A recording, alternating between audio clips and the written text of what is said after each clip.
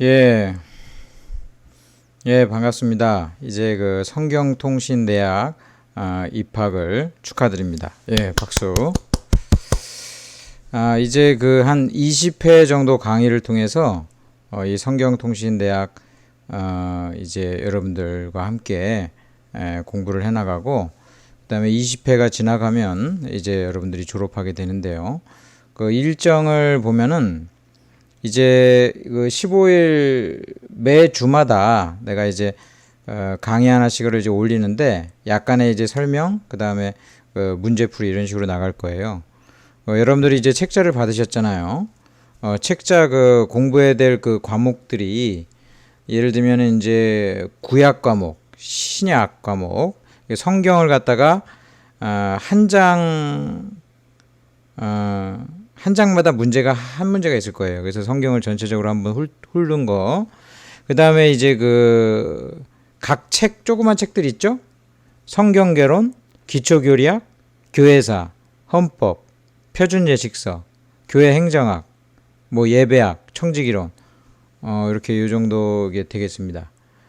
그래서 예를 들면은 오늘 같은 경우는 성경개론 이 교재를 나가고, 이 성경 개론에 대한 그 문제를, 그 문제집, 여러분들이 가지고 있는 그 일반 열람 문제집, 거기에 성경 개론 부분이 있어요. 그래서 그 문제집을 갖다 같이 풀고, 오늘은 다 끝내야 될 것 같아요. 예, 그래서 여러분들이 그 책자랑 펜이랑 딱 가지고 공부를 하는데, 한 30분 정도 강의 듣고 잠깐 이제 휴식 시간 갖고, 그 다음에 나머지는 문제풀이 하는 식으로 이제 그 나가려고 합니다.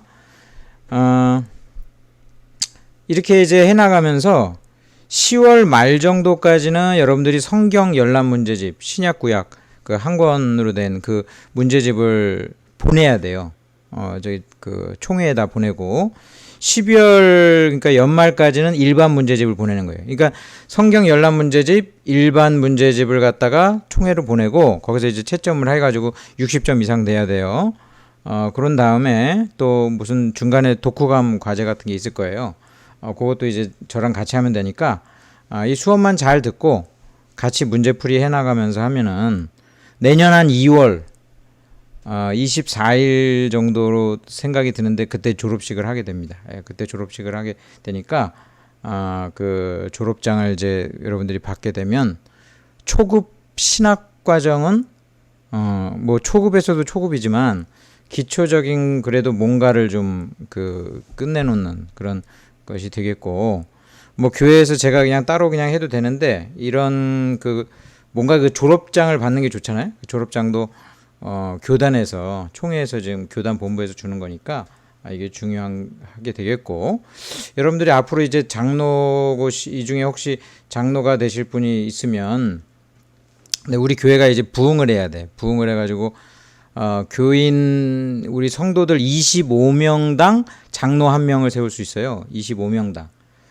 그래서 만약에 이제 장로님이 되려고 하면은 교회에서 이제 추천을 할 거 아니에요. 노회에다 하면은 노회에서 장로 고시를 보는데, 그 장로 고시 중에 하나가 성경 고시가 있어요. 신약 그다음에 구약 그 성경 고시를 이 성경통신대학을 졸업한 사람이면은 이거를 이제 그 면제해 줍니다.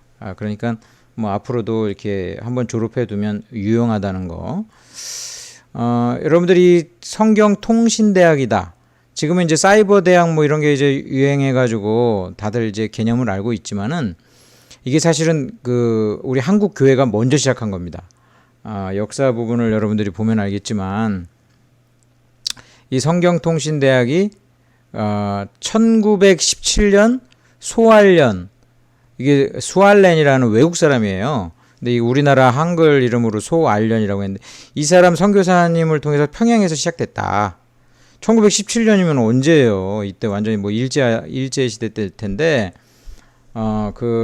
그때 벌써 이런 그 통신 이렇게 책자를 보내고 뭐 문제를 풀이하는 그런 식의 방식을 썼다는 건 대단한 거죠. 그 초기 한국 교회는 한국 사회에 있어서 굉장히 그 지도적이었어요. 뭐 아무래도 외국에서 선교사님들이 와가지고 주로 많이 도와줬으니까. 지금은 좀 이제 좀 우리가 사회보다 좀 뒤졌죠, 교회가. 옛날엔 그러진 않았다는 거죠. 이제 그런 역사를 가진 그런 것입니다. 그러니까 우리나라에도 방통대가 있죠. 방송통신대학. 그것이 모체가 돼서 지금은 이제 뭐 사이버 대학이 이제 뭐 많이 되고 있지만은, 방송통신대학은 사실은 교회의 이 성경통신대학에서부터 시작됐다. 예, 우리가 반대로 배운 게 아니고 오히려 교회에서 이렇게 통신대학이 이제 시작됐다라고 이야기할 수 있습니다. 자, 본 성경통신대학은 초대 선교사 소활련 박사가 시간적 여유도 없고 이런 분들에게 성경 공부를 할 수 있는 기회를 만들어주고자 시작했다. 여러분들 시간 없잖아요. 엄청 바쁘잖아. 그래가지고 이렇게 그 남는 시간에 유튜브로 이렇게 하면서 어떻게든지 하면 좋겠습니다.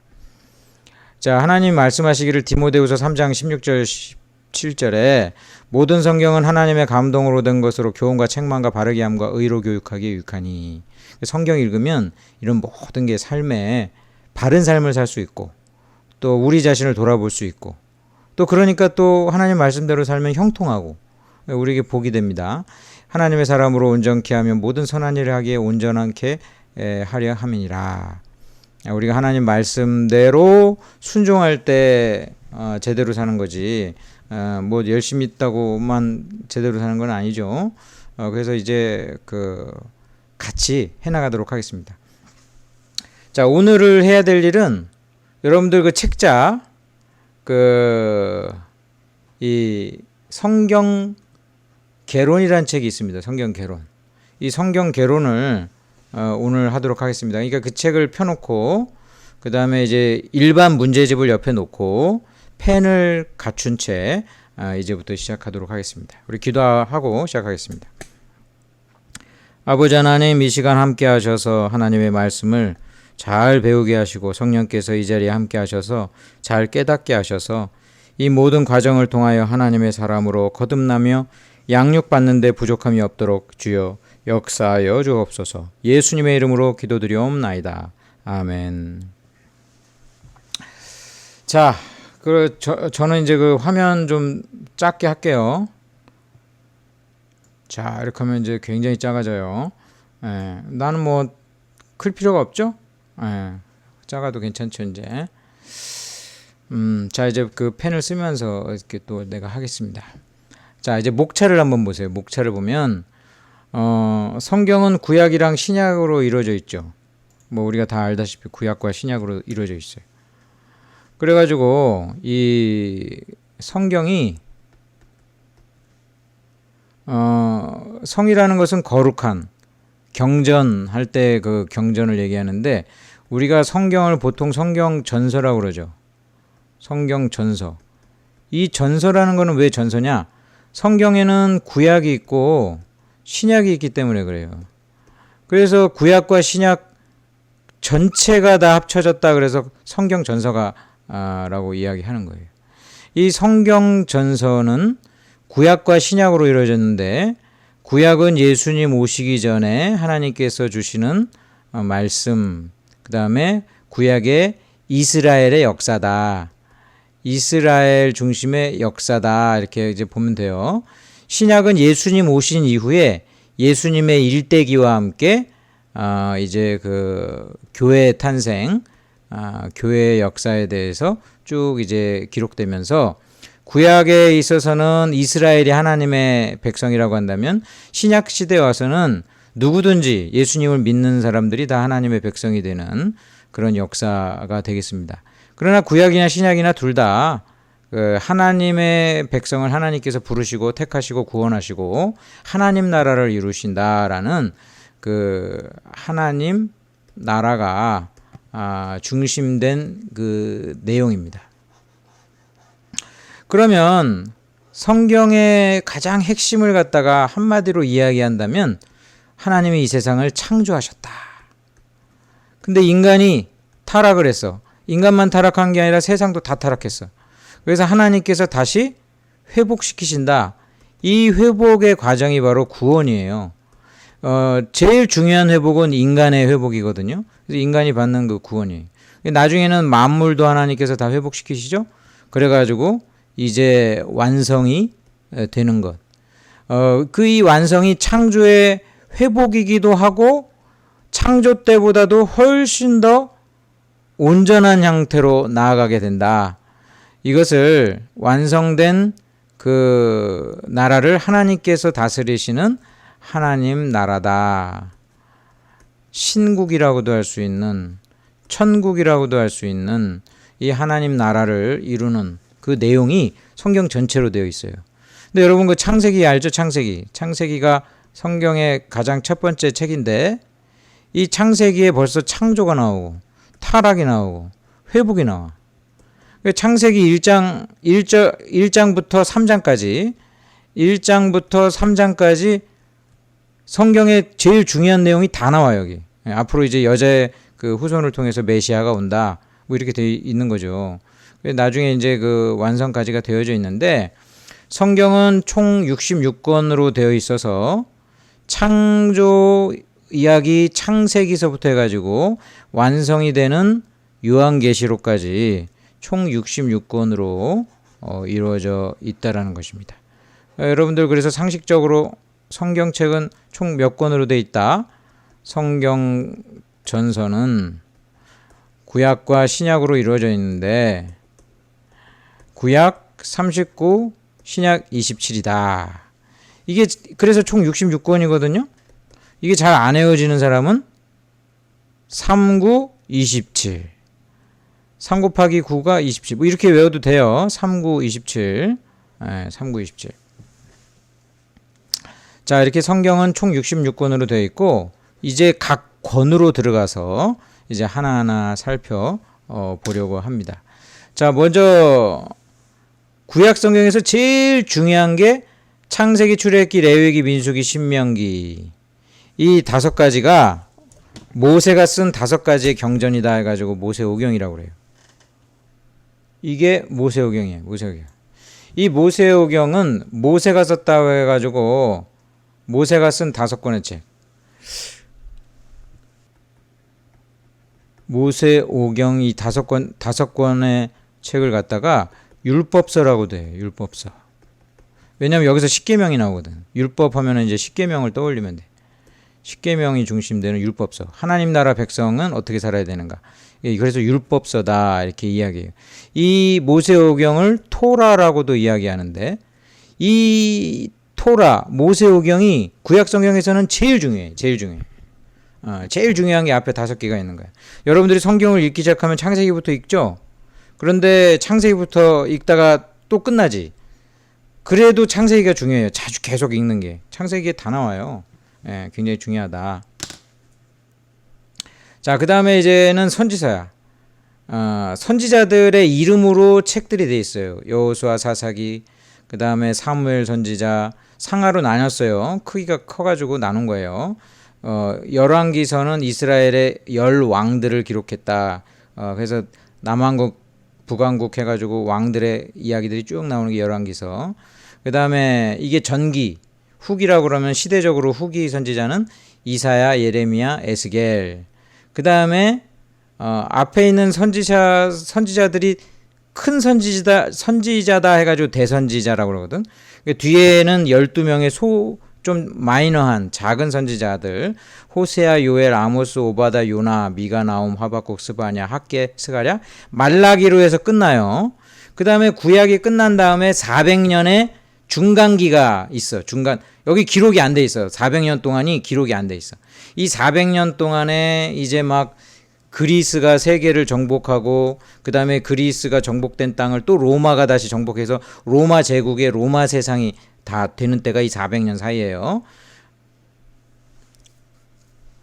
자, 그렇게 해서 일단은 역사는 이렇게 끝나는데 이거 말고도 구약이 또 있어. 성문서라는 게 있어.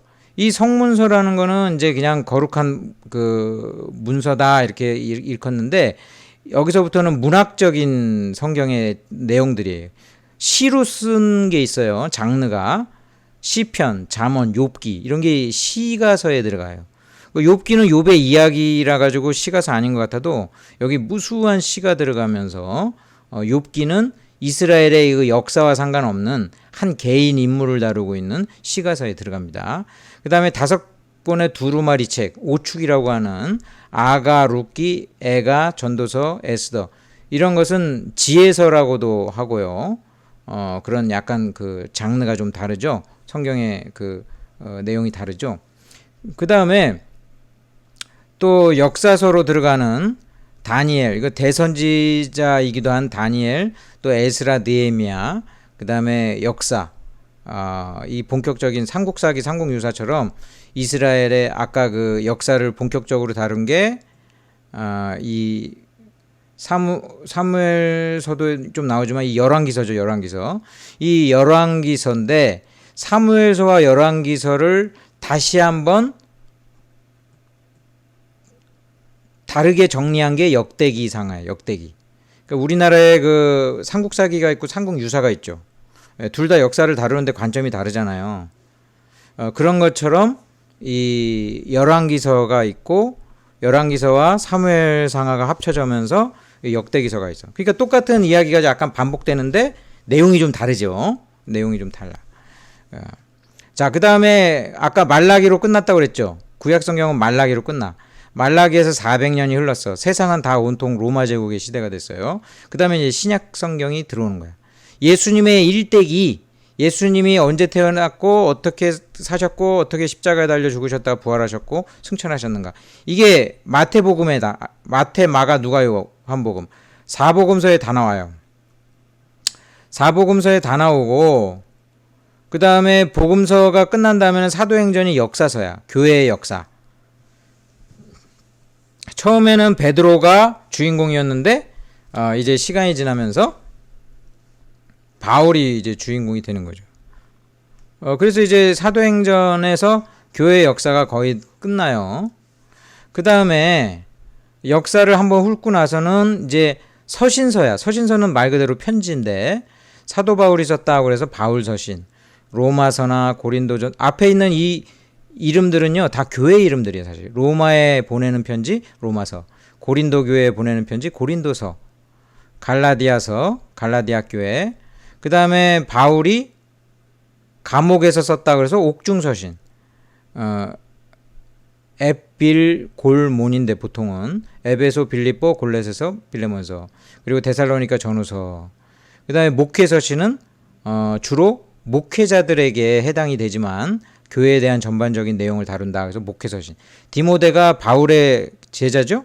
직계자, 대제자면서 디모데가 2대 목사님인가요? 일종의. 그래서 이 디모데 전서, 디모데 후서, 디도서, 히브리서 이런 것을 이제 목회서신으로 둔다. 그 다음에 바울이 쓰지 않은 다른 그런 서신들, 야고보 사도가 쓴 야고보서, 베드로가 쓴 베드로전후서, 요한, 사도 요한이 쓴 요한 1, 2, 3서, 그 다음에 요한계시록이 그 사도 요한이 썼어요. 그러니까 사도 요한이 굉장히 많이 썼죠. 아까 요한복음 썼고, 또 요한 1, 2, 3서 쓰고, 요한계시록 있었죠. 그 다음에 아까 그 누가복음 있잖아요.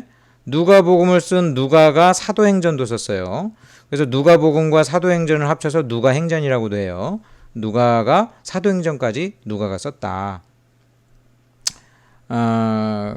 이런 것이 이제 공동서신으로 되고, 자, 그래서 이제 성경은 그 이제 아까 구약 성경은 이제 창세기부터 해가지고 말라기로 마친다. 그리고 400년이 흐르는 이걸 중간기라고 그래요. 중간기 때는 로마 제국이 이제 세상을 이제 제패하고 있을 때 예수님이 탄생하시거든요. 그래서 이제 마태복음부터 시작해가지고 요한계시록까지 이루어진다. 구약은 39권, 신약은 27권 해가지고 총 66권이다. 이것을 우리는 정경이라고 그래. 이 정경 외의 책들은 전부 외경이거나 위경이라고 그래. 외경은 그나마 내용이 나쁘진 않지만 정경은 아니야.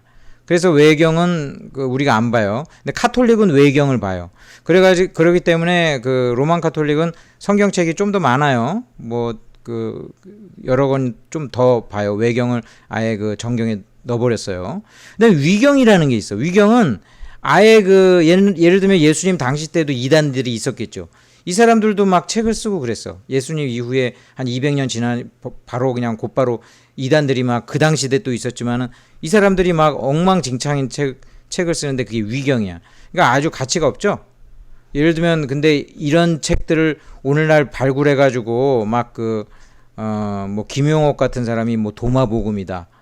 여러분들이 들어보지 못한 이상한 거 가지고 이야기하는데 그거 전부 다 완전히 사이비 이단입니다. 가짜예요, 가짜. 이건 쓸데없는 책이야. 이거 아예 우리가 그러니까 보지도 않아요, 이거. 예, 이런 거예요. 그러니까 이런 것들은 다 우리가 정경으로 안 치고 66권만 정경으로 친다는 거. 그리고 정경이 더 이상 느느냐? 안 늘어 이제. 하나님께서 더 이상 이제 계시를 주지 않는다. 그래서 우리가 이야기하는데 계시는 종결되었다. 계시 종결론. 더 이상 계시가 오지 않아요. 더 오면은 막 하나님한테 자기가 막 계시를 받았다고 이거 다 이단이에요, 다. 더 이상 이제 우리는 말씀 66권만 가지고 하나님을 믿는 거예요. 그러니까 말씀만 잘 믿으면 됩니다. 자, 그러면 성경에 대한 걸 보십시오. 하나님께서 계시를 주시는데 이 계시를 주시는데 일반적인 계시로서 자연 계시. 우리가 이 세상 자연을 보면 이 자연을 통해서 하나님이 나는 그 존재한다 이런 거를 자연을 통해서 우리에게 보여주는 나타내 주는 것을 자연 계시라고 그래요. 계시라는 것은 보이지 않았던 것을 싹 보여주는 걸 계시라고 그래요. 보자기로 이렇게 쌓였던 거를 싹 벗긴다 이런 의미가 있어요. 예, 계시라는 말이. 그러니까 하나님이 자연을 통해서 자기가 존재한다라는 거, 자신이 존재하시고 이 세상을 하나님이 만드셨다는 것을 보여주시는 거지. 이 사람들이 성경 안 읽어도 느껴. 아, 조물주가 있는 것 같은데, 아, 신이 있는 것 같은데, 이게 자연 계시예요, 자연 계시. 근데 자연 계시 가지고 구원을 받을 수 있느냐? 없죠. 없어. 그냥 뭐 하나님이 있나 보다, 뭐 그 정도 생각할 수 있겠죠. 그래서 이거 가지고는 안 된다. 그래서 하나님께서는 특별 계시로서 성경 말씀을 주셨다.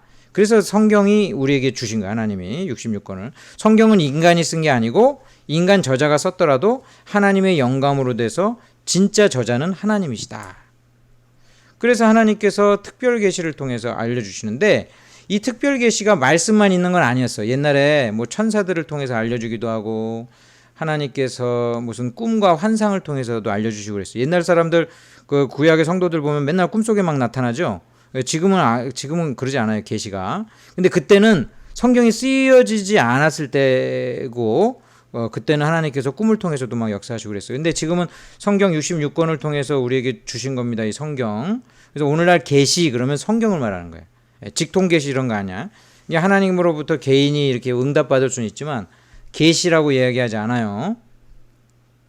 어떤 사람이 그런 계시를 받았다 그러면 이단이에요, 그거. 그런 사람들 안 좋은 사람들이에요.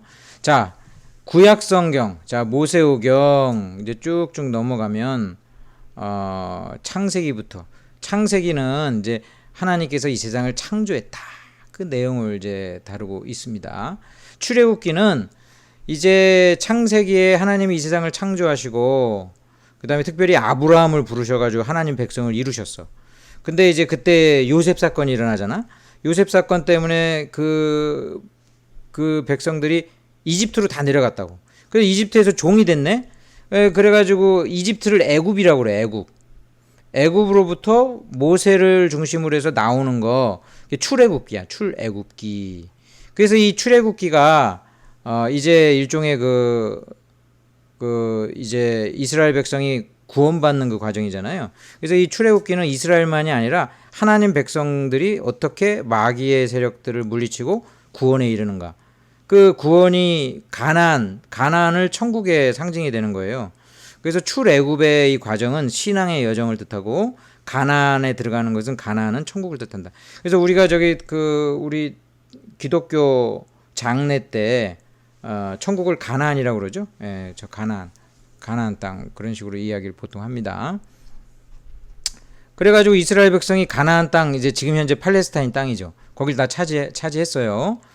그리고 하나님께서 레위기를 통해서 특별히 레위 지파를 통해서 하나님께서 제사장 그 다음에 그 하나님을 섬기는 그런 일들을 했습니다. 그래서 이 레위 지파는 특별히 이제 오늘날은 이제 목회자라고 할 수 있는데 그런 하나님의 백성들이 어떻게 거룩하게 살아야 되는가 그런 것을 주로 다루고 있어요. 하나님께 어떻게 예배를 드려야 되는가. 이때 막 제사 제도가 여기 막 나와. 오늘날 이 제사 제도는 안 지키지만 그 정신은 우리가 그대로 봤습니다. 자, 그 다음에 민수기는 이제 사람들의 숫자를 셌다 이 민수기인데 이 민수기가 출애굽 하고 나서 가나안에 가기 전에 이스라엘이 광야에서 방황하죠. 그 방황할 때 40년 동안 방황하는데 그 하나님 말씀 안 믿고 불신앙으로 사니까 40년 동안 훈련을 받아요. 거기서 그때의 일들을 민수기에서 본격적으로 다루고 신명기는 이제 가나안 땅에 들어가기 전에 그 모세가 이스라엘 백성에게 이제 회고를 하면서 하나님이 어떻게 도우셨는가 또 죄 지으면 벌 받는 거다 하나님 잘 섬겨라 가나안 땅 들어가기 전에 설교를 하는 내용이 바로 이 신명기입니다. 하나님의 계명이다. 그다음에 이제 그래서 이스라엘 백성이 가나안에 가서 정착을 잘했는데 거기서 이제 그 정착하고 배불리 잘 살고 부자 되면서 타락하기 시작하죠. 하나님의 백성들이 타락해요. 가나안의 종교에 이제 휩싸이게 돼. 그러니까 하나님께서 이제 선지서를 통해서는 계속 이제 그 돌이키라 회개를 명하죠. 근데 먼저 이제 여호수아는 모세가 다 못 이룬 가나안 땅 정복 전쟁을 이제 하게 됩니다. 그 다음에 사사 시대가 돼가지고는 그 당시에 이제 이스라엘이 왕이 없을 때 사사들이 다스렸어요. 그 대표적인 사사가 삼손 이야기, 삼손이나 이런 게 전부 여기 기드온 이런 게 사사기에 이제 나옵니다. 이 사사기는 계속 사람이 하나님 잘 섬기다 타락해. 그러니까 하나님이 벌을 줘. 그러면 다시 회개해. 하나님 회복시켜줘. 그럼 또 타락해. 이런 식으로 계속 7번이나 사이클이 돌아요. 그런 이야기가 이 사사기에 들어있어서 사사기가 사실은 우리 거의 현실이라고 보면 돼요. 자, 그 다음에 사무엘 선지자를 중심으로 이스라엘의 초기 역사, 여기에 사울과 다윗 이야기가 이제 여기서부터 시작되죠. 그래서 이제 사무엘서가 끝난 다음에는 이제 그 사울왕, 다윗왕, 그 다음에 이제 그 솔로몬. 근데 솔로몬이 좀 타락했죠. 그래서 솔로몬의 아들 르호보암 때 이제 이스라엘이 분열됩니다. 분열돼. 그래서 열왕기를 통해서 이스라엘이 이제 그 두 개로 분열돼 가지고 북이스라엘, 남유다 이렇게 나뉘게 됩니다. 그래서 이제 여기 이렇게 이제 이게 이제 이스라엘의 땅이라고 한다면 이제 북쪽은 북이스라엘이 되고 남쪽은 유다가 되는 거예요. 남쪽 유다. 그래서 나라가 두 개로 나뉘었어. 우리나라 남북한이랑 똑같네. 예. 근데 남북한이랑 좀 비슷한 게 북이스라엘이 더 나빠. 북이스라엘이 더 나빠요. 북이스라엘은 거의 좋은 왕이 한 명도 안 나와. 근데 남유다는 그래도 좋은 왕이 중간중간 나와요. 뭐 요시아나 히스기야나 좋은 왕들이 좀 있어.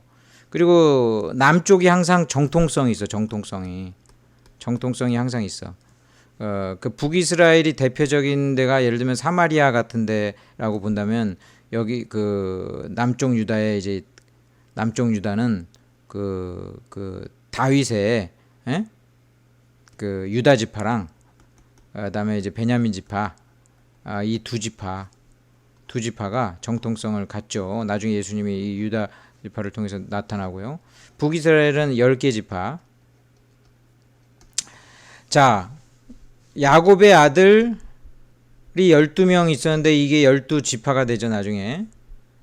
그래서 이스라엘은 12개 그 지파로 나뉘어지고 이 12개 지파가 이 10지파랑 2지파로 이렇게 그 분열왕국 시대를 이룬다는 거예요.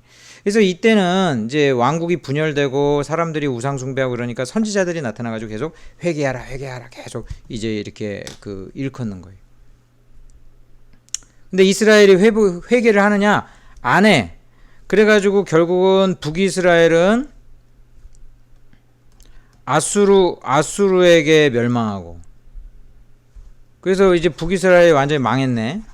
멸망해. 먼저 멸망했어. 신앙이 없는 사람들이 그러니까 더 빨리 망해요. 아수르한테 멸망당하고 그 다음에 이제 남쪽 유다가 그나마 좀 있었는데 나중에 이 바벨론이 이 아수르까지 먹으면서 남유다까지 멸망시키는 거예요. 바벨론이. 그래가지고 바벨론이 이제 결국은 이스라엘 사람들 여기 있는 사람들을 전부 포로로 끌고 가. 그걸 갖다가 바벨론 포로라고 그러죠. 그래서 바벨론 포로기. 이게 70년 동안 바벨론 포로기가 되는 거예요. 근데 이 바벨론이 나중에는 이제 그 멸망당하고 이제 그 바사 나라 즉 페르시아 왕국이 이제 나타나게 됩니다. 이 페르시아 왕국이 그 고대 페르시아 제국 맞아요. 아시아에서 제일 컸던 그 페르시아 제국이 페르시아가 이제 다시 바벨론을 멸망시키고 이렇게 돼가고 있고 계속 이스라엘은 뭐 바벨론 포로로 끝났지만 이제 페르시아 때 다시 지배하에 있게 됐는데 페르시아의 고레스라는 왕, 그 일반 역사에서는 키루스 대왕이에요. 키루스 대왕. 이 고레스라는 사람에 의해서 너희 나라 가가지고 이제 그 해방이다. 이래가지고 이스라엘이 와가지고 이스라엘의 그 성벽을 짓고 이렇게 하죠. 그게 뭐 느헤미야나 에스라나 뭐 이런 그 내용이 이제 들어 있어요. 그리고 이제 나가다가 이 바사 나라도 이제 망해요. 이제 그리스가 세상을 다 점령합니다. 그러다가 그리스도 결국은 로마 제국에 의해서 멸망당하는 거예요. 그래서 결론은 이제 구약 시대가 끝나고 나서 세상은 로마 제국이 이제 다스리게 되는 거예요. 로마 제국이 다스리게 되었다. 그때 이제 AD 1세기 그때 이제 예수님이 탄생하는 거지. 이 예수님의 탄생을 이제 기점으로 해가지고 예수님 탄생 이전을 BC라고 그러고 예수님 탄생 이후를 AD라고 그러죠. 기원 전, 기원 후.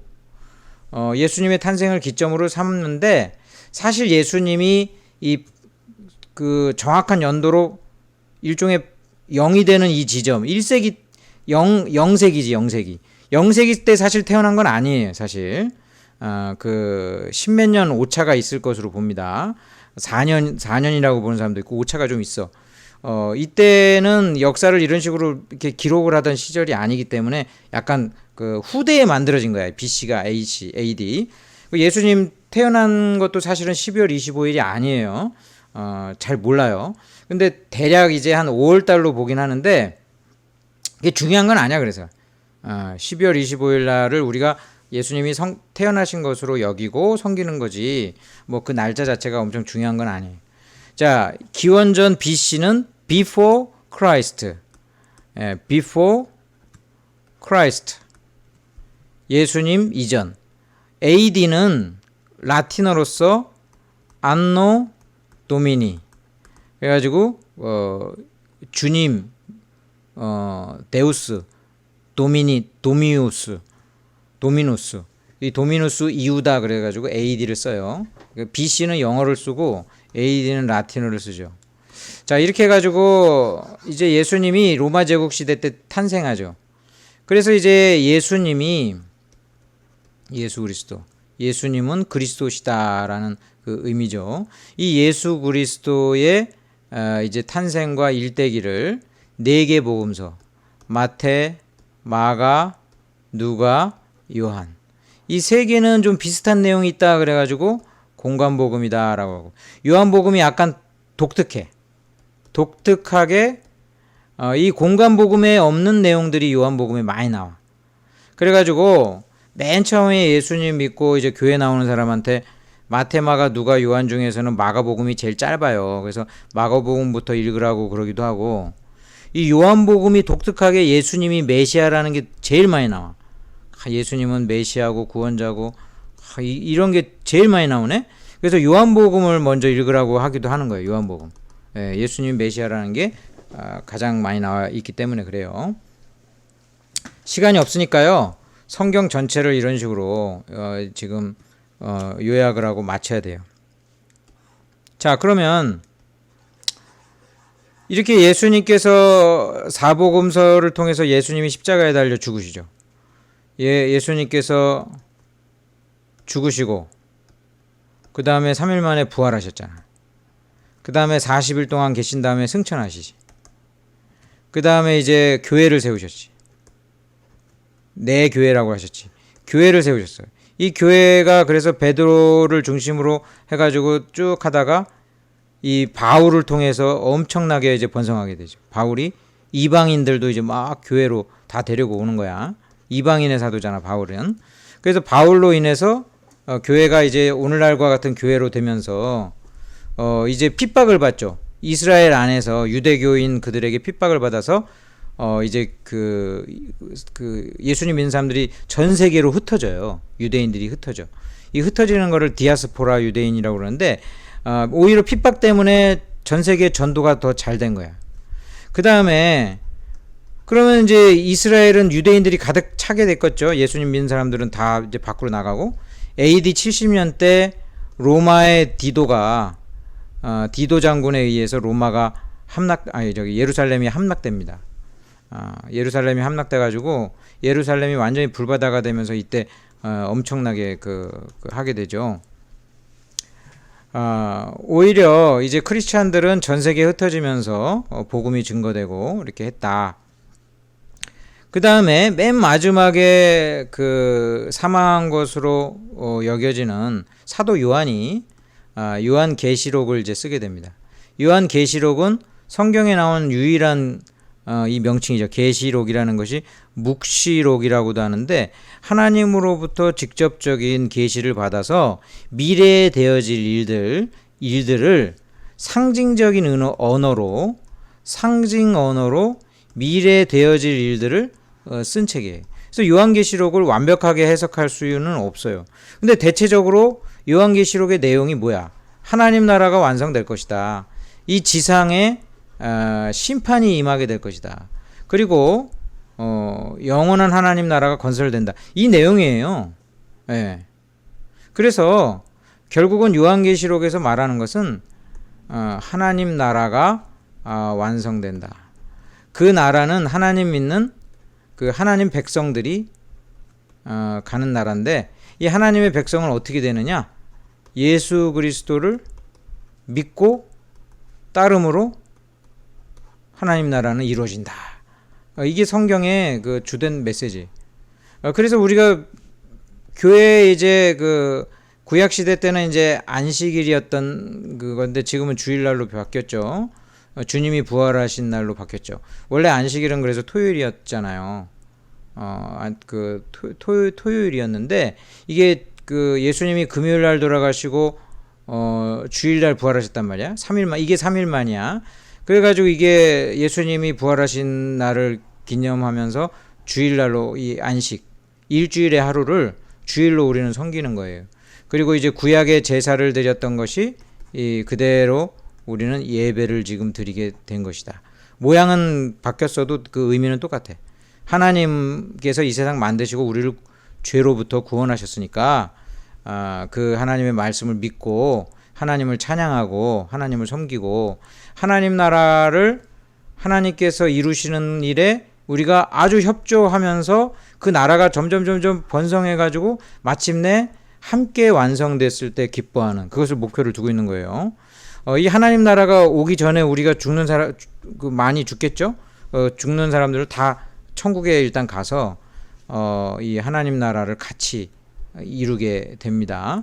그리고 우리는 육체적인 죽음을 죽어도 예수님이 부활하신 것처럼 결국 예수님이 부활을 왜 하셨냐? 우리 부활시키려고 부활하신 거예요.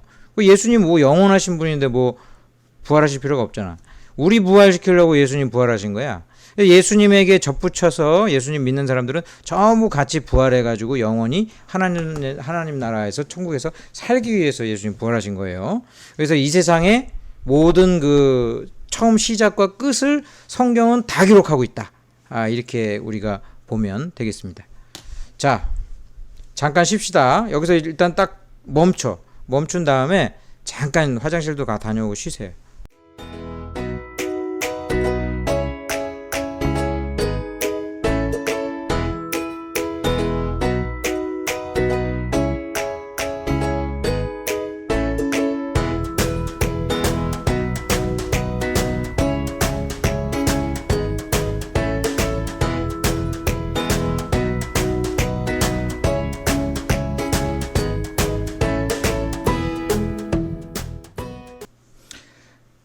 자, 이제 그 두 번째 시간입니다. 잘 다녀오세요.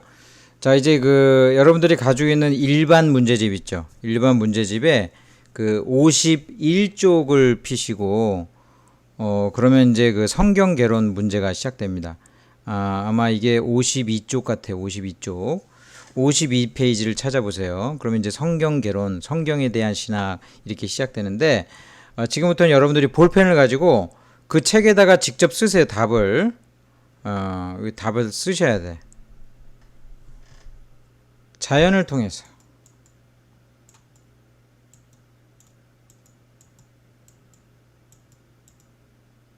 뭐 이런 식으로 여러분들이 거기다 볼펜을 쓰세요. 그냥. 지금부터는 문제하고 답 내가 되게 빨리 할 거예요. 빨리 하더라도 저기 그 중간중간 끊어가지고 여러분들이 좀 하시면 되겠습니다. 성경이 구체화되기 이전에 하나님은 어떻게 우리에게 말씀하셨습니까? 자연 만물을 통해서 일반 계시를 통해서 우리에게 말씀하셨습니다. 그럼 일반 계시가 있고 특별 계시가 있죠. 일반 계시는 하나님이 창조하신 자연 만물을 통해서 되었다. 그렇게 쓰면 되고요. 특별 계시는 성경이잖아. 하나님께서 이제 성경을 통해서 자, 특별 계시는 하나님이 나타나시거나 임재 또는 꿈과 환상 직접 말씀하심 그런 게 있겠죠. 근데 대표적인 것이 성경이야, 성경. 그런 식으로 쓰는 거예요. 여기다가 임재 꿈과 환상 직접 말씀하심 그 다음에 제일 중요한 거는 성경 말씀 뭐 이런 식으로 쓰면 되겠습니다. 자, 구약성경 들어가서 일부 율법 모세오경 하나님께서 영원한 자존자이시며 자존자는 스스로 있는 사람 있는 존재라는 거예요. 전지전능 무엇이든지 아시고 무엇이든지 행하실 수 있는 전지전능 편재 어디에나 계시는 그런 분이시잖아요. 자존자, 스스로 있는 사람, 있는 존재. 우린 자존자가 아니야. 우리는 누군가가 만들거나 태어나게 해가지고 원인이 있잖아. 근데 하나님은 하나님을 만든 존재가 없어. 그걸 자존자라고 그래. 영원한 자존자요. 전지전능, 편재하신, 인격적인 존재이시다. 이건 바울 서신 어디에 기록되어 있냐면은, 무엇으로 하냐면 믿음으로 우리가 알 수 있는데, 히브리서 11장 3절 히브리서 11장 3절 이렇게 쓰시면 돼요. 거기에 그렇게 나와있다. 우리 믿음으로 아는 거지 이거 뭐 과학 연구해가지고 아는 건 아니죠. 예. 참된 과학은 성경과 조화되는데 우리가 그 과학적인 어떤 것으로 아는 게 아니라 믿음으로 아는 거죠. 믿음으로 하나님이 주신 믿음으로. 자, 2번 하나님이 무서운 심판 중에서도 무엇과 무엇을 나타내셨냐면 긍휼과 자비를 나타나셔서 구속사역을 경영하셨습니다. 이 답들이 다 어디 나오냐면 원래 책에 나오는 거야. 책에 내가 책을 하나하나 보면서 답을 달아야 되는데 시간이 없어서 일단 답을 달면서 여러분들이 의미를 되새기세요. 하나님은 심판 중에서도 긍휼과 자비를 나타나셔서 구속사역을 경영하셨습니다. 출애굽 애굽을 탈출할 때 그 10재앙이 있었죠. 그 10재앙 중에서 그 맨 마지막에 애굽의 모든 장자 생축의 첫 태를 치시는 거야. 그때 어떻게 했냐면 6월절 어린 양이잖아. 그러니까 무엇을 어떻게 했냐면 양을 잡아 피를 문 임방과 좌우 설주 문 임방은 저기 그 위에를 의미하는 거야. 문 임방과 좌우 설주에 뿌리게 함으로 재앙을 면하게 하셨다. 그러니까 무엇을은 양을 잡아 어떻게는 피를 뿌려 문임방과 설주에 뿌리게 하셔서 재앙을 면하셨다. 이스라엘 백성이 왜 40년 동안 방황했어요? 불평과 불신앙 때문에.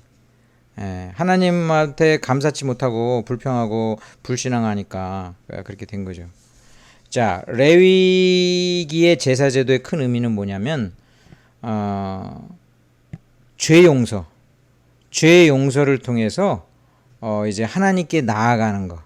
이것이 제일 큰 그 의미입니다. 하나님은 거룩하신 분인데 우린 죄가 있어. 그래서 죄를 깨끗하게 씻는 게 제사제도의 핵심이거든요. 오늘날은 어떻게 되는 거예요? 예수님 믿음으로 우리가 죄 사함 받아서 나가는 거잖아요. 우리가 주일날 교회 와가지고 그래서 제가 맨날 회개기도를 시키죠. 아예 의식적으로 제가 시킨다고요. 제사제도 예배의 핵심이에요. 죄 사함이.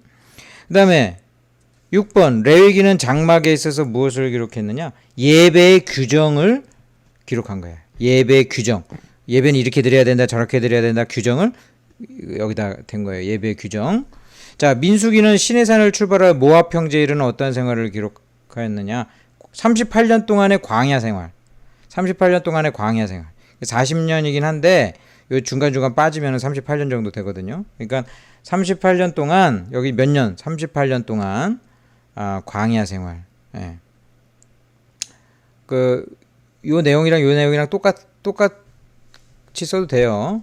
8번은 민수기에서 이스라엘 12지파 대표들이 가나안을 정탐해. 이제 40년 그 생활이 끝나고 가나안에 이제 들어가려고 할 때 정탐을 했어요. 그때 좋은 보고를 한 사람이 두 사람이죠. 몇 사람이냐? 두 사람. 누구야? 여호수아랑 갈렙이지. 그리고 약속을 믿지 않고 불신앙으로 된 사람은 몇 사람? 10사람이야. 그러니까 두 사람, 그 여호수아와 갈렙, 10사람은 하나님 말씀을 안 믿었죠. 그러니까 10대 2야, 10대 2. 근데 2가 이겼죠. 2가 맞는 거지. 하나님이 그 갈렙과 여호수아는 축복하셨어요. 그래서 자, 9번 신명기에서 가나안에 들어가는 히브리 민족의 모세가 율법을 해석해 준 이유는 무엇인가? 율법을 올바로 이해해서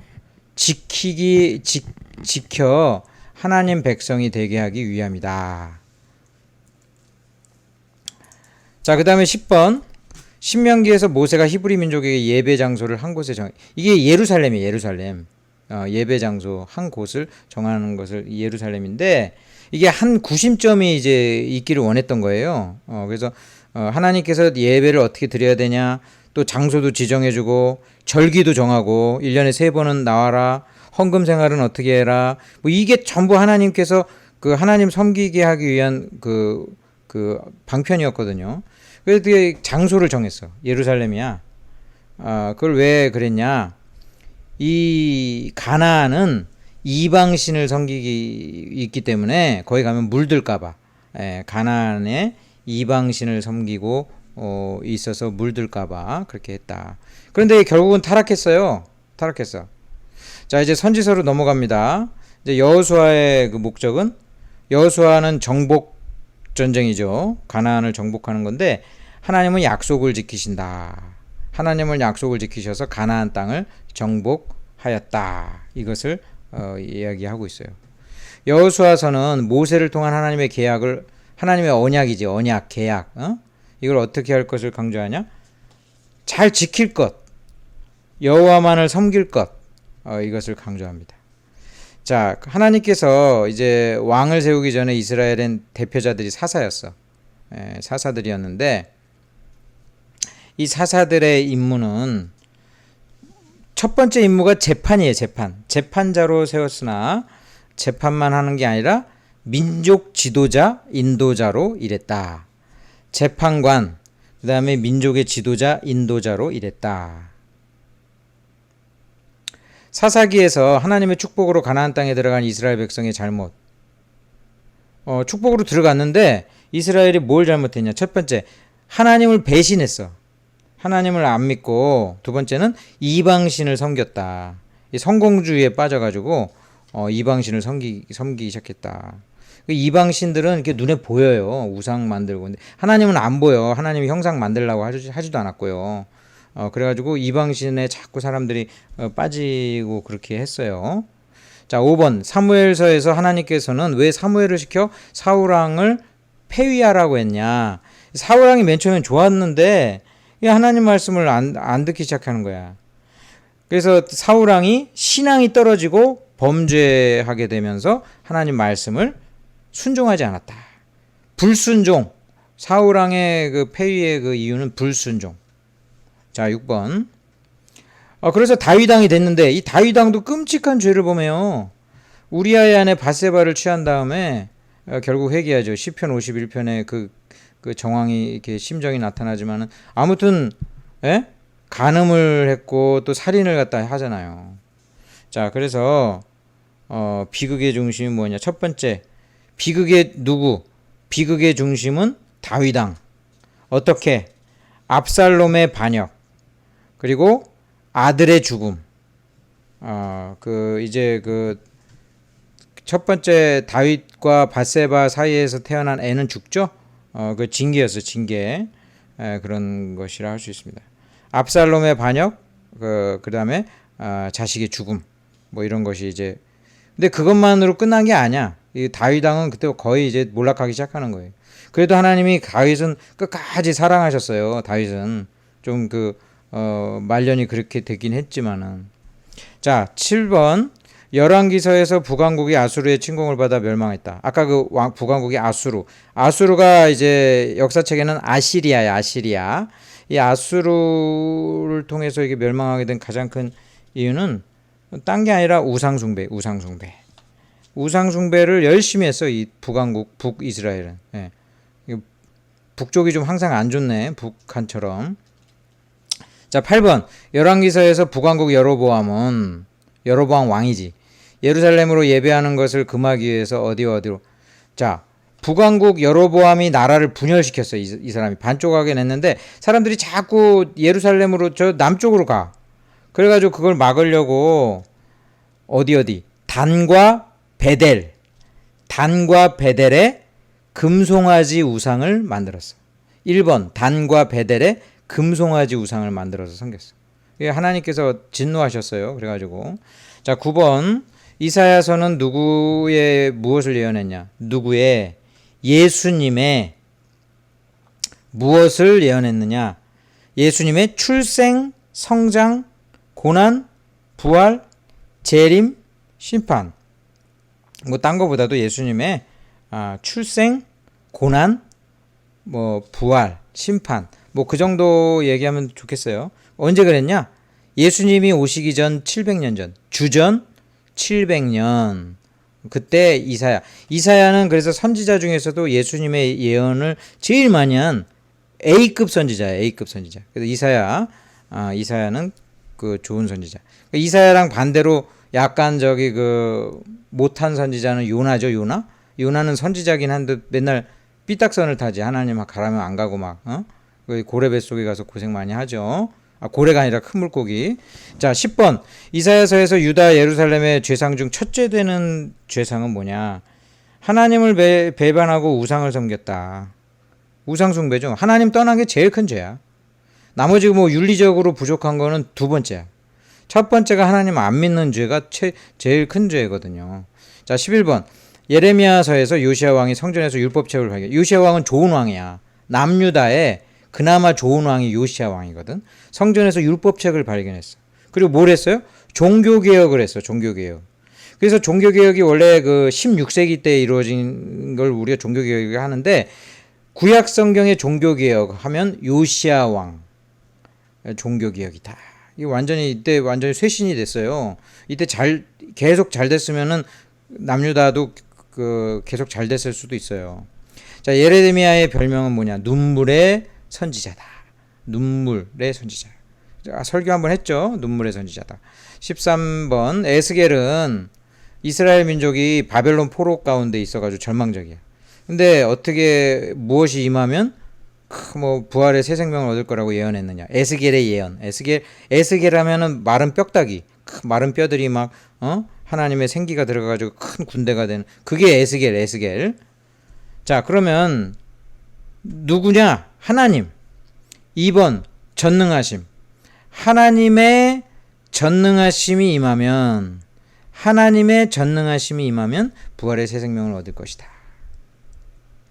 에스겔의 내용은 37장에 잘 나타나 있다. 무엇의 부활로 본서의 내용을 나타내고 있느냐? 메마른 뼈들의 부활. 뼈다귀 메마른 뼈들의 부활. 이거를 만약에 지금 SF 영화로 만들면 굉장히 멋있겠죠. 뭐 뼈다귀들이 척척척척 맞춰져 가지고 거기에 막 핏줄이 막 입히기 시작하더니 사람이 되고 거대한 군대가 돼 가지고 이게 그 하나님 믿는 사람들은 마른 뼈다귀 같은 존재라도 생기가 들어가면 성령이 들어가면 아주 지극히 큰 군대와 같은 자들이 된다라는 것을 나타내면서 이야기하고 있어요. 호세아서는 그 이스라엘 민족이 무슨 가증한 일을 했느냐? 바알 종교 의식. 바알을 섬겼어. 바알. 아니 우상을 섬겨도 아주 그냥 대표적으로 바알을 섬겼어. 바알이 그게 완전히 그 마귀예요. 마귀를 섬긴 거랑 똑같아. 바알 숭배를 했다. 자, 16번 요엘서를 보면 호세아는 이스라엘의 죄악을 어디에 비유하여 지적하였습니까? 음녀로 비유했어요. 음녀는 그 음란한 여자를 뜻해요. 음란한 여자. 그래서 음녀다 이렇게. 자, 17 왜 음녀라고 성경에는 그런 식으로 표현하냐면 보통 왜 하필이면 여자로 비유하느냐? 이게 예수님이 신랑이고 우리가 신부 여자로 비유되거든. 우리는 순결해야 되는 신부야. 아내기도 하고. 그런데 막 하나님을 남편으로 섬겨야 되는데 이방신을 남편으로 섬기고 막 이래. 그러니까 음란함으로 표현하고 있어요. 그 불신앙을 음녀다. 17번 요엘서를 보면 메뚜기 재앙도 무섭지만 더 무서운 게 뭐냐? 아수르 군대. 이제 아수르 군대가 오는데 이 고대의 메뚜기들이 한번 휩쓸면요. 지금도 마찬가지잖아. 아프리카 같은데. 메뚜기 한번 휩쓸면 완전히 작살나요. 그 메뚜기 못 막어. 현대 과학으로 못 막는다고. 이게 막 도저히 셀 수 없는 메뚜기가 그냥 싸그리 지나가는데 어떻게 뭐 하늘을 막을 수도 없고. 그러니까 메뚜기는 엄청 무서운데 하나님이 경고하기를 메뚜기 재앙보다도 더 무서울 거라고 그래요. 아수르. 이 아수르가 아시리아잖아요. 고대 아시리아. 이 아시리아가 얼마나 잔인한 민족인지 고고하게 나와. 사람을 그냥 죽이지 않아요. 고문하면서 죽인다고. 이 아시리아는 엄청 잔인한 민족이야. 근데 하나님 안 믿고 우상 숭배하고 나중에 아수르한테 망한다고. 얼마나 참혹하게 끝났는지 몰라요. 북이스라엘이. 근데 왜 그런 거를 무시무시한 이야기를 하면서 경고해. 어떻게든지 자극을 줘서 회개하게 하려고 했던 거거든요. 북이스라엘에서도 분명히 그런 이야기 듣고 회개한 사람들은 분명히 소수지만 그루터기지만 있었을 거예요, 아마. 그러니까 하나님 말씀을 믿는 사람은 소수라도 그 사람은 살아. 자, 18번 요엘서를 보면 하나님께서 메뚜기 재앙과 한재로 이스라엘 백성을 심판하시는 방편으로 저들에게 독촉한 것이 4가지가 있어. 자, 이제 재앙을 받게 되기 전에 재앙 받기 전에 너희들이 이런 걸 해야 된다. 자, 1번 각성해라. 2번 반성해라. 3번 애통해라. 자기 죄를 회개하라는 거야. 슬퍼하라는 거야. 4번 회개해라. 회개는 돌이키는 거야. 그러니까 우리는 보통 회개하라 그러면 애통하는 것처럼 느끼잖아요. 애통이 슬퍼하는 거고 회개가 돌이키는 거야. 삶을 바꾸는 거야. 습관을 바꾸고 생활을 바꾸는 거야. 자기의 삶을 바꿔야지. 그냥 슬퍼하고 끝나면 안 된다는 거지. 완전히 돌이켜야 되는 거야. 죄를 버려야 돼. 옛날에 했던 걸 버려야 돼. 자, 1번 각성, 2번 반성, 3번 애통, 4번 회개. 자, 19번 아모스서를 보면 이스라엘이 교만하여 빈민을 학대하는 일이 많아. 이 빈민을 학대, 가난한 사람들은 힘이 없잖아요. 그러니까 그때나 지금이나 갑질을 했단 말이지. 근데 하나님이 갑질을 얼마나 싫어하는지 몰라요. 왜냐하면은 홍수 심판 있잖아요. 홍수 심판이 일어나게 된 근본적인 동기가 뭐예요? 이 세상에 강포가 가득하고, 이 강포가 뭔데? 갑질이야, 갑질. 사람들을 막 괴롭혀, 사람들이. 이게 죄 중에서 굉장히 질이 안 좋은 죄가 남 괴롭히는 거거든요. 남 그 힘 있다고. 그거 하나님이 진짜 미워해. 그래가지고 근데 이스라엘 사람들이 하나님 안 믿으니까 막 이제 자기가 잘났다고 막 밑에 사람들 특히 가난한 사람들을 학대해. 이거 보통 죄가 아니에요, 이게. 이거 우리도 저기 그 아주 경각을 해야 돼요. 하나님이 죄도 경중이 있다고. 경중이 있는데 남 괴롭히는 죄가 엄청나게 안 좋은 죄. 엄청나게 안 좋은. 자, 19번. 왜 근데 이렇게 막 교만해가지고 이런 일이 일어났느냐. 여로보암이 수리아라는 나라를 이기고 국토를 회복했어. 그러니까 이 여로보암이 북이스라엘의 초대 왕이거든. 그 이놈이 아주 그냥 그 교만한 거야. 자기가 나라를 갖다 번성시킨 거야. 그러니까 수리아라는 나라를 이기고 국토를 회복한 때여가지고 막 교만해. 그러니까 막 그 가난한 사람들을 괴롭히고 하나님이 그거 다 지켜보고 가만 안 둔다고 하신 거야. 그래서 심판을 예고하신 거지. 자, 20번. 아모스는 무엇 중 하나로서 선지자가 됐는가? 아모스가 그야말로 빈민이야. 가난한 선지자죠. 그래서 빈민 중 하나로서 선지자가 되었다. 이 아모스를 일부러 하나님이 그래서 택했는지도 몰라. 이거 빈민을 학대하는데 그 부자를 택하면 안 되잖아. 이 아모스 빈민을 선택해야 이 사람이 악에 받쳐가지고 막 하나님 막 심판을 외칠 거 아니에요. 자, 21번. 오바댜서를 보면 에돔의 멸망 원인은 무엇이냐? 이것도 교만이야, 교만. 교만과 몰인정. 그 어떤 나라가 망하느냐? 교만한 나라. 지네나가라가 강대국이라고 교만한 나라 있죠? 교만한 나라. 그다음에 인정이 없어. 지가 부자 나라가 됐으면 가난한 나라 돕고 이래야 되잖아. 그거 안 한 몰인정한 나라는 하나님이 멸망시킵니다. 지금도 마찬가지예요. 지금도 우리나라가 진짜 선진국 되려면은요, 첫째 교만하지 말 것, 두 번째 가난한 나라 도울 것, 우리보다 못한 나라 도울 것, 이거를 해야 번영을 해요, 사람이. 자, 22번. 오바댜서에서 이스라엘 백성이 이 가나안으로 들어갈 때 길을 막고 방해한 민족은 에돔. 23번. 소명에 순종한 후에 요나는 왜 죽음을 구했는가? 불평을 못 이겨 죽음을 구했다. 이 요나는 그래요. 아무도 불평을 많이 해. 근데 하나님이 요나를 얼마나 사랑하는지 몰라요. 왜 다른 사람들은 안 참으시는데 왜 요나는 참을까? 이게 하나님의 사랑이 약간 불공평한 느낌도 들죠? 근데 여러분도 하나님이 불공평하셔서 사랑하는 거예요. 여러분 자기를 잘 생각해 봐요. 야, 내가 정말 하나님의 사랑을 받기 합당한가? 이게 불공평하다니까, 이게. 자, 아무튼 사랑을 입는 입장에서는 감사한 거야. 너무 감사해. 자, 24번. 요나서는 하나님의 사랑이 어디까지 미치는 걸 보여주나? 이방까지 미치는 모습을 보여준다. 이방 나라. 미가서에서 하나님께서는 생명 없는 의식 종교를 원치 않으시며 무엇과 무엇을 찾으셨습니까? 1번 자비를 찾았다.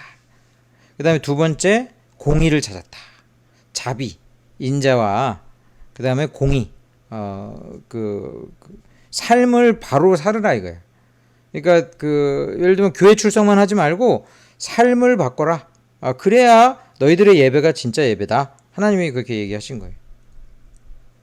26번. 미가는 누구로 인한 구원과 축복을 전했습니까? 메시아로 인한 구원과 축복을 전했습니다. 나훔서에서 하나님의 무엇과 무엇이 합쳐져서 하나님의 완전성을 보여주십니까? 공의와 엄의, 위험이 있다라는 엄의, 공의와 엄의를 통해 보여주신다. 나훔은 어느 나라에 잡혀간 이스라엘 백성을 어떻게 했습니까? 하나님을 아는 아수르 나라에 잡혀간 이스라엘 백성을 어떻게 위로해 준 내용이에요. 위로함. 자, 29번. 하박국은 온 세계에 무엇이 충만할 것을 예언했습니까? 하나님을 아는 지식이 충만할 것이다. 그러니까 하나님을 아는 지식이 이렇게 충만한데 하나님을 안 믿으면 할 말이 없잖아. 오늘날 지금 얼마나 성경 공부할 수 있는 기회가 많은데 성경 공부도 안 하고 이러면 우리가 나중에 하나님께 할 말이 없어요. 지금 이게 인터넷도 이게 다 성경 공부하라고 이렇게 하나님이 주신 거거든요. 열심히 해야 돼요. 열심히 해야 돼. 온 세상에 하나님을 아는 지식이 충만한데 그 충만히 주는 건데 그거 그거 하나님을 아는데 노력을 안 하면 그거 심각합니다. 그거. 예. 더 하면 자꾸 설교가 되니까 이제 여기서 30번 하박국서에서 갈대아인들이 무엇 때문에 어떻게 된다. 갈대아는 이 바벨론 사람들, 여기 사람들 얘기하는 거거든. 갈대아. 이 사람들은 어떻게 되느냐? 교만 때문에 어떻게 멸망할 것이다. 갈대아는, 이 바벨론은 지네들이 좋아서 하나님의 도구가 된 게 아니고 하나님이 도구를 쓰려고 할 수 없이 걔를 썼거든. 근데 지네들이 뭔가 잘난 줄 알고 막 이스라엘한테 깽판 부리고 그랬단 말이야. 이 사람들은 결국 지들의 교만 때문에 멸망할 것이다. 오늘날 바벨론 없잖아요. 예, 바벨론 사라져 버렸다고, 역사상. 자, 31번 스바냐서에서 선지자들은 무엇을 예언하지 않았습니까? 참 하나님의 말씀을 예언하지 않았다. 그러니까 여기는, 그러니까 선지자들은 다 거짓 선지자들인 거지. 예, 이거는 이제 우리 같은 목사들이 새겨들어야 될 얘기죠. 예, 하나님의 말씀을 증거하지 않았대. 예, 그러면은 뭘 했을까? 예, 자기 철학을 증거하든지 아무튼 목사에게 좋은 거를 증거한다든지 그럴 수 있었겠죠. 32번 스바냐서를 보면 도시들은 패역하고 더럽혀졌습니다. 그들의 마음에 뿌리박고 있던 사상은 무슨 사상이었습니까? 바알 숭배 사상. 이때도 바알이 문제야. 바알. 우상 숭배예요. 우상 숭배. 자, 학계의 그 사역의 목적은 무엇인가? 바벨론 포로 70년 이후에 돌아와서 성전을 건축하는 것. 성전 건축. 하나님의 집을 건축해라. 이것이 이제 학계의 주된 하나님의 일이었어요. 자, 학계서에서 이방이 떠들어도 역사의 주인이 심판하심으로 마침내 어떤 날이 온다? 택하신 종 메시아의 통치. 택하신 종 메시아의 통치가 온다. 하나님 나라가 온다 이거예요. 네, 하나님 나라가 온다. 자, 35번 바벨론에서 돌아올 때 학계의 신부는 선지자였어요.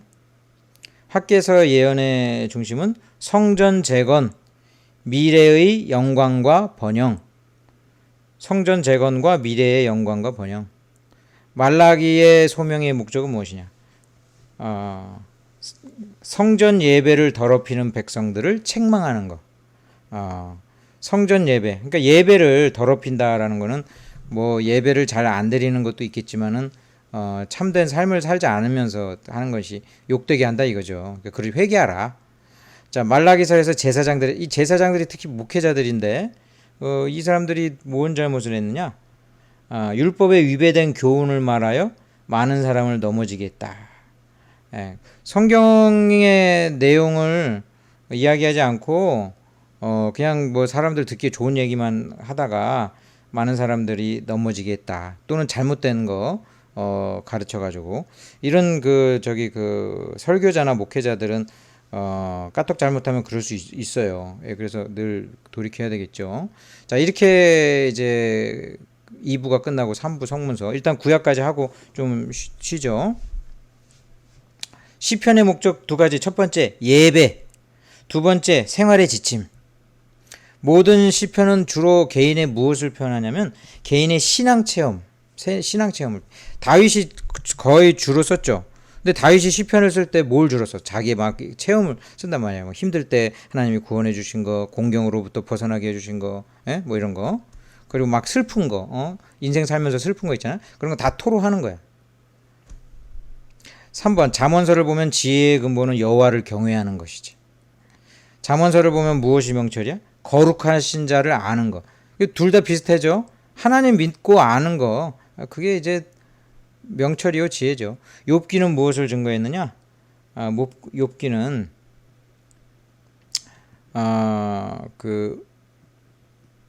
의로운 자도 고통을 받을 수 있고 그 가운데 하나님의 어떤 놀라운 섭리 가운데서 구원을 이루는 것을 증거했다 볼 수 있죠. 욥은 고통 중에서도 무엇을 예언했는가? 욥기서에 부활의 내용이 나옵니다. 부활. 이 부활에 대한 내용이 신약에 다시 인용이 됩니다. 자, 아가서에서 그리스도와 교회를 어떤 비유로 하고 있냐? 부부로 비유하고 있습니다. 영적인 부부죠. 그리스도가 남편이고 교회는 신부죠. 자, 아가서의 해석은 무엇을 추종하여 해석해야 되냐? 모형적 원리. 모형 원리라는 것은 어떤 일이 있으면은 이것에 대한 모형. 왜 어떤 남대문이다. 그럼 남대문 모형을 이렇게 만들어. 모형을 보고서 실제 남대문을 갖다 이렇게 생각할 수 있죠. 아가서는 모형론적인 해석이긴 해요. 아가서 내용을 보면은 서로 남녀간의 사랑 얘기가 나오거든요. 근데 그 사랑이 그냥 남녀간의 사랑으로 그치는 게 아니라 그리스도와 하나님 백성 간의 사랑으로 해석을 합니다. 그거로 다 해석하진 않고 2차적으로 해석합니다. 그래서 모형적으로 해석해야 된다. 그러지 않으면 그냥 남녀간의 사랑 이야기로 끝나요, 이게. 자, 9번 룻기 얘기하는 거죠. 룻이 나오미를 끝까지 따라간 목적은 뭐냐? 시모가 섬기는 하나님, 나오미가 섬기는 하나님을 자기 하나님으로 섬기려고. 룻은 신앙이 있어. 이방인 모함 여자인데 야, 신앙이 있어. 룻이 이게 나중에 메시아의 족보에 들어가는 여인이 돼요. 보통 이 룻기는 완전히 그 하나님 믿는 이방 모함 여자가 하나님 백성이 돼가지고 하나님이 끝까지 책임져 주시는 아주 사랑 이야기 그게 나오죠. 보아스를 통해서. 이 룻기는 너무 아름다운 이야기. 그리고 스토리가 너무 재밌어. 성경의 스토리가 되게 재미난 게 삼손 이야기도 있고 요나 이야기도 있는데 이 룻기는 최고의 단편 소설 같은 거라고 일종의. 자, 10번 룻기에서 천이 여기는 이방 여인이 예수님의 족보에 들어간 것은 하나님께서 선민에게 무엇을 가르치기 위함이냐? 이 이스라엘 백성들은 이렇게 선민 사상이 있잖아요. 자기네들만 구원받는 선민 사상이 있거든. 선민 사상을 이제 시정하고 하나님의 경륜을 가르치기 위함이다. 이제 하나님 믿으면 하나님 백성이 되는 거지. 예. 이게 없었으면 우리도 구원 못 받았어요. 우리 아시아에 있는 사람들인데. 자, 11번 에레미야 애가의 내용을 간단히 쓰시오. 유다의 멸망과 예루살렘의 황폐와 구원의 호소. 유다의 멸망, 예루살렘의 황폐, 구원의 호소. 예레미야는 무엇을 향해서 울었는가? 첫 번째 1번 예루살렘을 향해서 울었어요. 근데 이것은 누구의 모형이냐? 예수 그리스도의 모형이에요. 내가 설교했죠. 아스돗. 13번 전도서에서 인생의 본분은 하나님을 경외하는 것이에요. 전도서의 내용은 무엇을 찾게 하시는 지혜의 말씀이냐? 하나님을 찾게 하는 거예요. 15번 에스더를 기록한 목적 1번 불임절의 기원 설명. 2번 애국심을 일으켜주기 위해서. 근데 그렇게 쓰시면 돼요. 불임절의 기원, 애국심을 일으키기 위해서. 근데 이 에스더서는 하나님의 백성이 마귀의 세력에 의해서 몰살될 뻔하다가 하나님께서 구원하시는 그런 내용이에요. 그래서 오늘날도 이게 계속 재현됩니다. 하만이 꼭 우리 주변에 하만이 있어. 하만. 이놈의 하만이 우리를 막 괴롭혀. 근데 우리는 다 에스더처럼 하나님 믿고 나아가면 이 하만을 하나님이 처리하시고 우리를 구원하신다. 계속 재현돼요, 이게. 자, 16권 에스더는 유다 민족을 위해서 어떤 일을 했는가? 생명을 내걸고 왕에게 나가서 죽으면 죽으리다 해가지고 유다 민족을 구했다. 다니엘은 왕의 어려운 꿈을 어떻게 해석했냐? 하나님의 능력을 받아서 해석한 거죠. 자기가 무슨 해몽책이 있는 것도 아니고. 다니엘은 무슨 죄로 사자굴에 던져졌어. 이번 주 설교였네. 이번 주 설교. 예.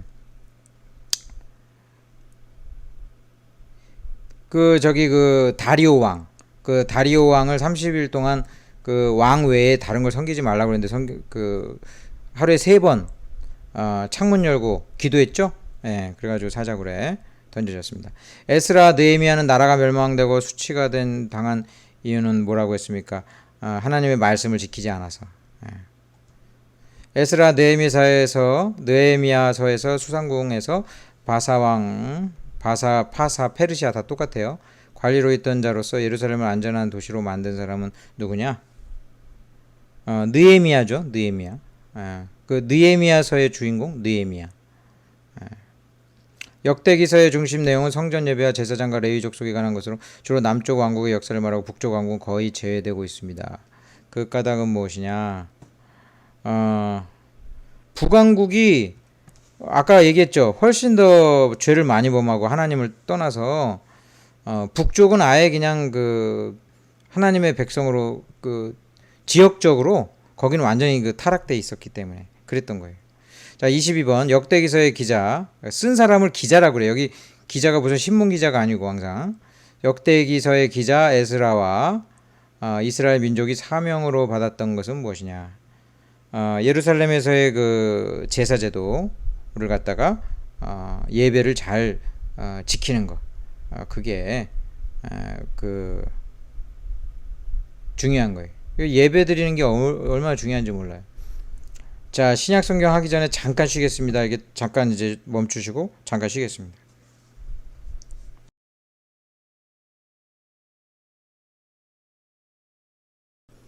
자, 좀 이제 쉬었습니까? 이제 해보니까 이게 쉽진 않아요. 않는데, 이것을 통해서라도 어떻게든지 하나님 말씀을 좀이라도 더 이해하고, 우리가 나아갈 수 있다면, 큰 그 도움이 될 것입니다. 그래서 기도하는 가운데 하시고, 이게 그 남자로 치면 예비군 훈련처럼 되면 안 되는데, 이게 쉽진 않네. 근데 막상 해보니까 그 내가 생각보다도 굉장히 내용이 많긴 많아요. 네, 그래도 우리 이제 신약성경 조금만 하면 끝납니다. 자, 이제 봅시다. 자, 공간복음 마태복음의 주제는 뭐냐? 다윗의 자손으로 약속된 메시아 예수 그리스도가 이제 오신다. 이렇게 예수 그리스도가 주제죠, 뭐. 자, 그다음에 마태복음의 그 목적은 뭐냐? 메시아 예수님을 믿고 왕으로 섬겨라. 마가복음의 주제? 사실 복음서 주제는 다 똑같은데 조금씩 다르게 한번 얘기해 봅시다. 요한의 그 활동으로 시작해서 예수 그리스도의 생애를 이제 그 다루고 있어요. 3번. 자, 4번. 마가복음에서 예수님께서는 전도의 시작을 어디서부터 하시냐? 갈릴리부터 하셔서 갈릴리부터 시작한 것이 제자를 먼저 선발하는 것부터 시작했죠. 베드로. 갈릴리 어부였잖아. 자, 그다음에 이제 5번. 누가복음의 특징은 무엇이냐? 특히 소외된 사람들에 대한 내용이 누가복음에 많이 나와요. 그 소외된 사람 중에 여자들도 들어가. 여자들이 그때 당시 지금도 여전히 전 세계적으로 볼 때는 그렇지만은 소외되고 이렇게 뭐랄까 차별을 받는다 할까 그런 것에 대해서 누가복음이 다른 복음에 비해서 다루고 있어요. 자, 6번 누가의 동역자처럼 전도 여행을 한 사람은 누구냐? 바울이죠. 나중에 바울과 누가가 같이 전도해가지고 누가가 뭘 썼다고? 사도행전을 누가가 썼어. 누가 행전이라고 그랬어요. 누가 행전. 그때 거기 나오잖아. 바울이 이제 누가랑 같이 가는 거지. 전도를.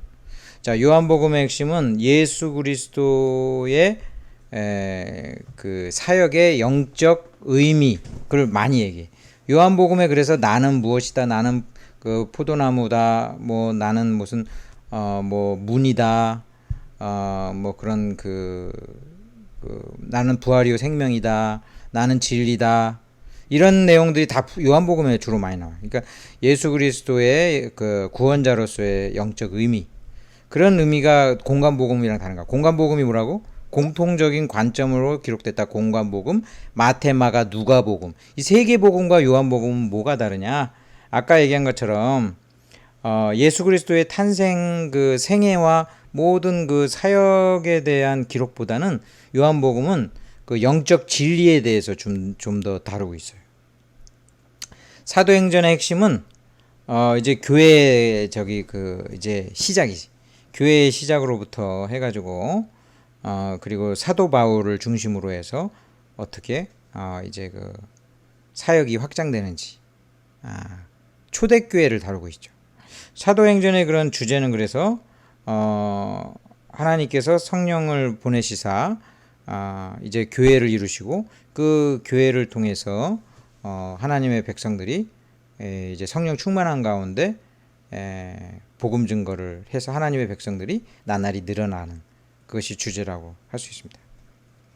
자, 바울 서신에 넘어가면 로마서의 주제는 이신칭이죠. 이신칭이 믿음으로 우리는 의롭게 된다. 근데 그 믿음이 하나님 은혜로 말미암은 거야. 그래서 이신칭이는 곧 은혜, 칭의예요. 칭의라는 것은 의롭다고 부른다, 여긴다.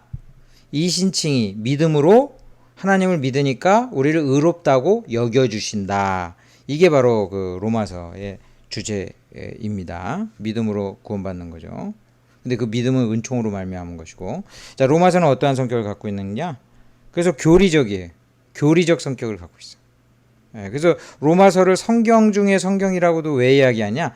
성경의 핵심을 다 얘기하고 있어. 하나님이 계시는데 인간이 죄를 지어가지고 죄를 속죄할 메시아 예수 그리스도가 오셨다. 그 예수님을 믿으면 우리가 의롭게 된다. 그래가지고 하나님의 백성이 된다. 하나님의 백성은 어떻게 살아야 되냐? 로마서 12장부터 쭉 이렇게 나오는 거야.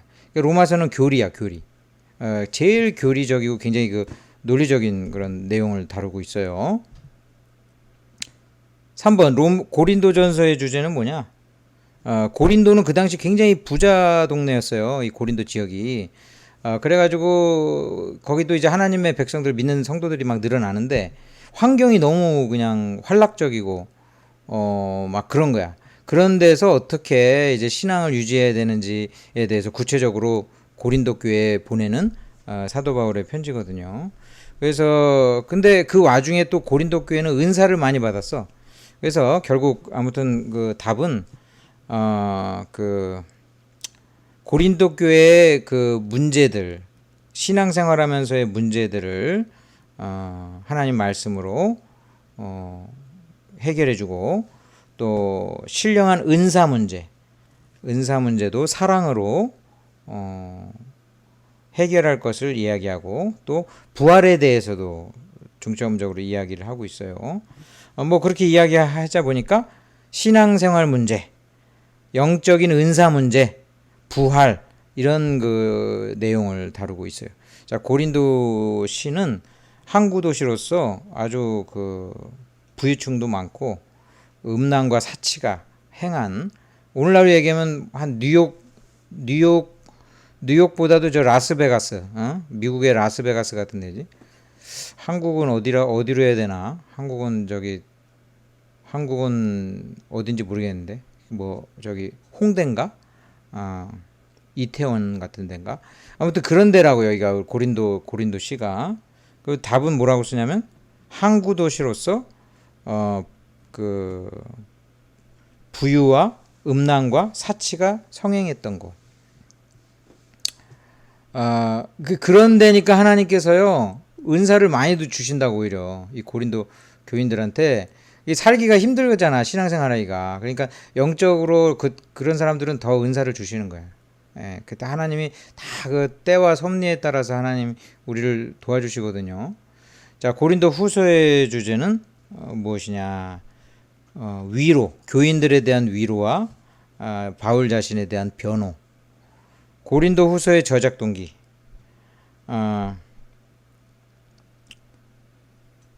저작 동기는 그 고린도 교인들의 온전한 신앙생활을 위해서, 뭐 이렇게 간단하게 하죠.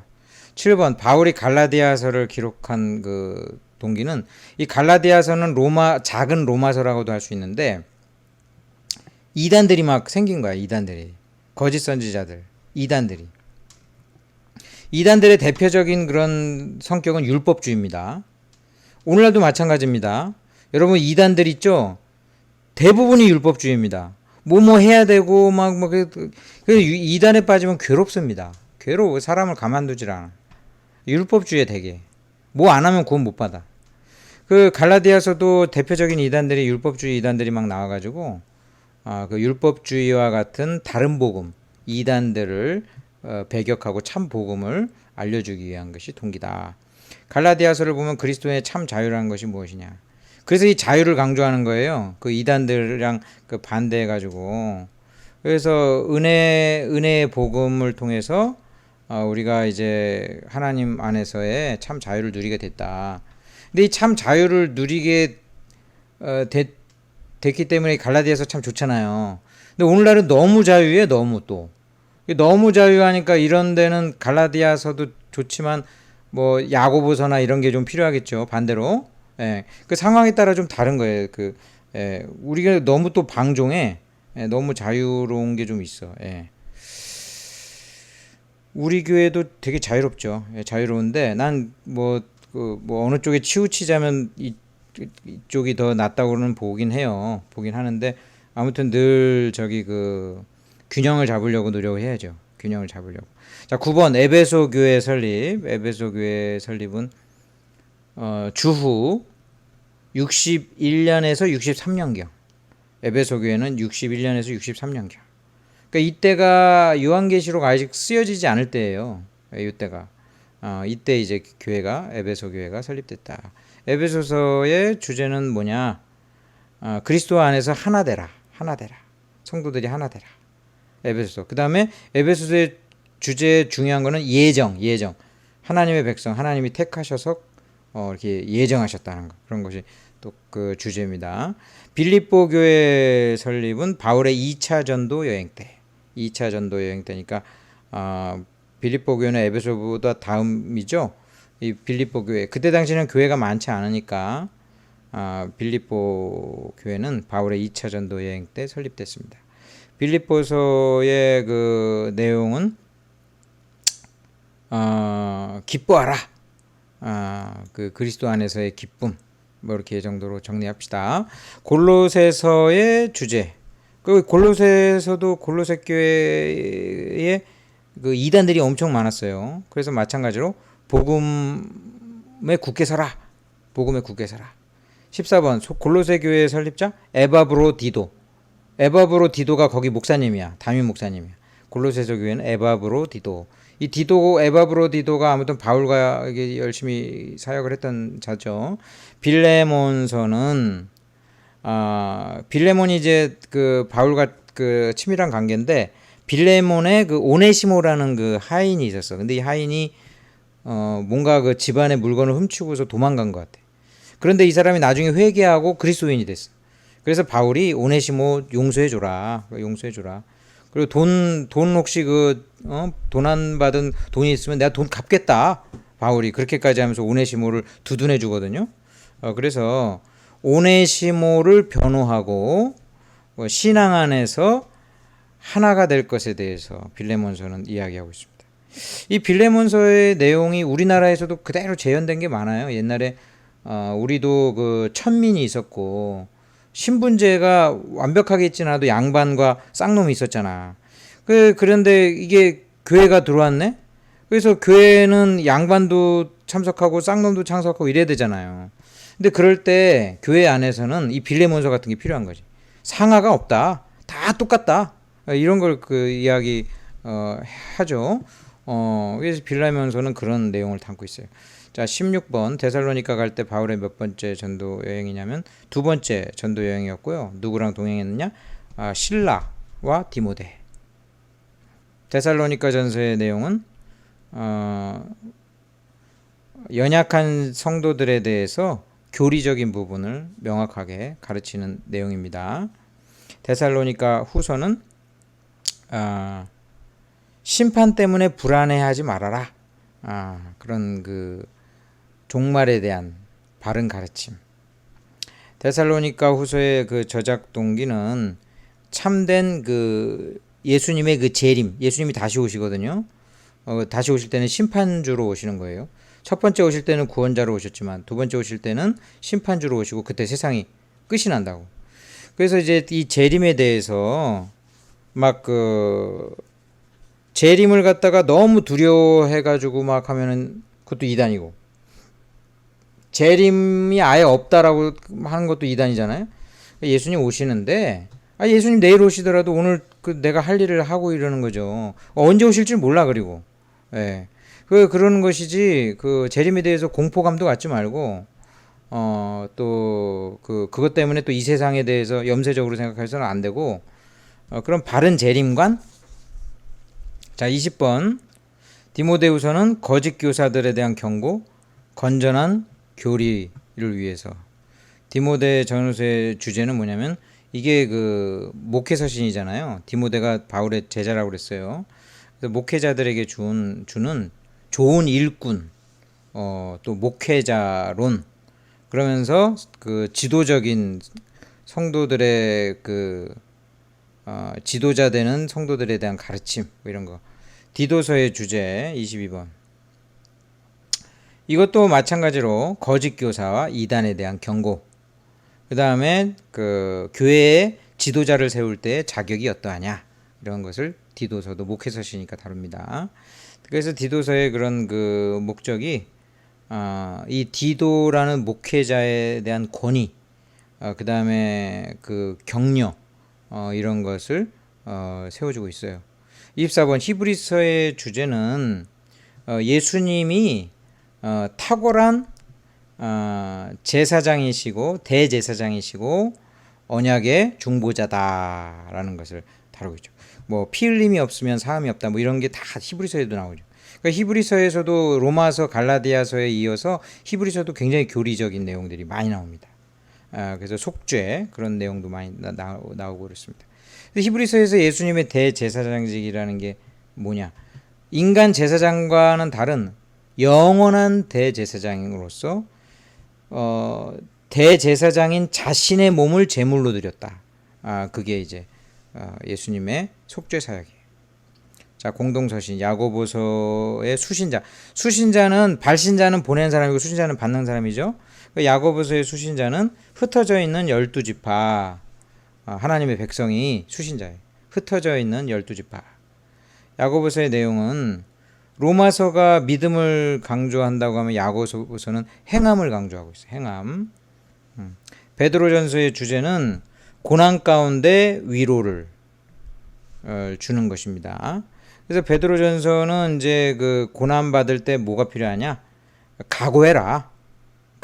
고난 받을 각오를 해라. 세상과 타협하지 말고. 두 번째, 이 고난을 통해서 오히려 하나님께서는 하나님의 그 뜻을 이룰 것이다. 그래서 하나님께 더욱 의지해라. 이런 내용을 다루고 있어요. 베드로 후서는 이단을 반대하기 위해서 다뤘습니다. 자, 우리가 쭉 얘기하지만 신약 성경에 이단이 그때 당시 또 엄청 많았던 걸 알 수 있죠. 이 마귀가 하나님을 반대할 수 있는 제일 좋은 게 뭐겠어요? 이단이야, 이단. 이단들이 득실득실해. 그때도 득실득실했는데 지금도 마찬가지. 자, 그래서 그거 배격하는 거예요. 6번 요한일서의 그 목적은 마찬가지야. 또 이단자들을 배격하고 그리스도의 진리를 수호한다. 자, 그럼 당시의 이단의 대표적인 그게 뭐냐? 영지주의. 그 영지주의의 부류가 도마복음 같은 걸 썼다고. 근데 그런 거를 오늘날도 저 김용옥이나 이런 사람들이 말이야, 어디서 무슨 도마복음이라고 헛소리를 하면서 막 강의를 하고 있다고. 지금도 이 영지주의자들이 쓴, 이단이 쓴 책이에요. 책이 오래됐다고 그냥 그게 좋은 책이 아니잖아. 마귀도 책을 쓰는 거지. 그래서 아무튼 그때 영지주의 이단들이 있었다.